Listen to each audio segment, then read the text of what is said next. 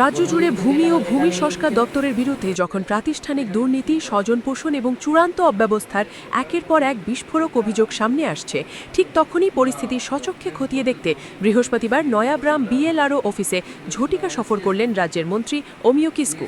সাধারণ মানুষের ক্ষোভ এবং প্রশাসনিক দীর্ঘসূত্রিতার যে অভিযোগগুলি দীর্ঘদিন ধরে পুঞ্জীভূত হচ্ছিল, এদিন তার বাস্তব চিত্র সরেজমিনে যাচাই করেন তিনি।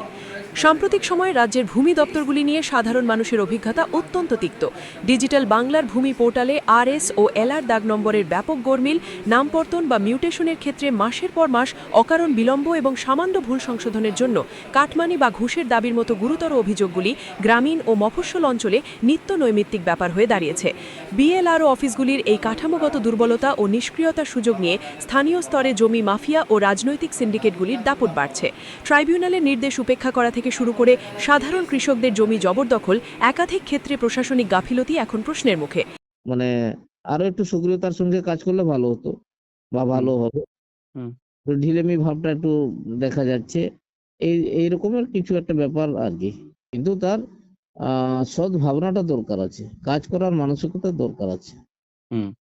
তো কাজ করার মানসিকতা যদি থাকে, যতই ঝামেলার কাজ হোক না কেন, কাজ যত বেশি হোক না কেন, আমরা কাজ করতে পারবো। তো সেই জায়গাটাতে একটুখানি ঘাটতি দেখলাম যে আমাদের যে সমস্ত প্রত্যন্ত এলাকা থেকে মানুষরা আসছে, তো তারা ঠিকঠাক জানেই না, বুঝেই না, এমন কিছু টার্ম বলে দিচ্ছে অফিস থেকে। সে সাধারণ শিক্ষিত মানুষ বা ব্লক অফিসে হয়তো বছরে 1-2 বার আসে, এই ধরনের মানুষগুলো সেই টার্ম গুলো বুঝতে পারছে না বলে এখানে যাচ্ছে, জেরক্স সেন্টারে যাচ্ছে বা অন্য ব্যাংকে যাচ্ছে, তারা বুঝতেই পারছে না। অথচ আমি আজকে গিয়ে দেখলাম যে ব্যাপারটা সিম্পল। এদিন নয়াগ্রাম বিএলআরও অফিসে পৌঁছে মন্ত্রী অমিয় কিস্কু সরাসরি আধিকারিকদের সঙ্গে কথা বলেন এবং বেশ কিছু নথিপত্র খতিয়ে দেখেন। পাশাপাশি নিজেদের জমি সংক্রান্ত সমস্যা নিয়ে অফিসে আসা সাধারণ মানুষের হয়রানির অভাব অভিযোগও তিনি মন দিয়ে শোনেন। সূত্রের খবর, জমি সংক্রান্ত পরিষেবা যাতে আরও দ্রুত ও স্বচ্ছতার সঙ্গে সাধারণ মানুষের কাছে পৌঁছায় এবং কোনোভাবেই যাতে সাধারণ মানুষকে দালাল চক্রের ফাঁদে না পড়তে হয়, সে বিষয়ে আধিকারিকদের কড়া বার্তা দিয়েছেন মন্ত্রী। জমি রেকর্ড সংশোধনে প্রযুক্তিগত ত্রুটিগুলি দ্রুত মেটানোর নির্দেশও দেওয়া হয়েছে।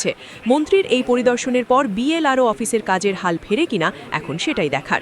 দীপ দুয়ারের রিপোর্ট, ডাইরেক্ট নিউজ।